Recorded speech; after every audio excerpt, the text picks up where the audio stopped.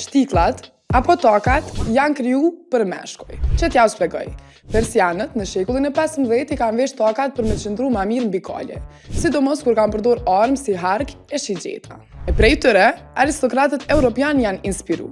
Ja ka nis me i vesh për stil edhe status. Në shekullin 17, Luisi XVI i Francës, njeriu më i fuqishëm në Europë, i ka bot trend tokat, specifikisht tokat e kuqe, që ishin simbol i pushtetit. E aq ma i lartë ka qenë toka, aq ma shumë ki pas respekt. Louis e ka ndalu krejt popullin me i vesh tokat, veç o burri mbretëror ka guxu me i vesh, që do me thonë, shtiklat ishin privilegj. E çantat, para se me u lidh me gra, kanë qenë për burra.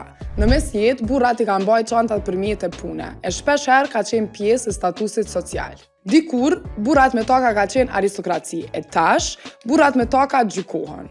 Moda s'ka qenë kur rreptësisht femërore apo mashkullore, ajo gjithmonë ndryshon. E pyetja për sot është, a jemi ne që po e gjykojmë stilin, apo thjesht nuk e dim krejt historinë? E për ma shumë video si kjo, subscribe në Urban FM 103.5 në YouTube.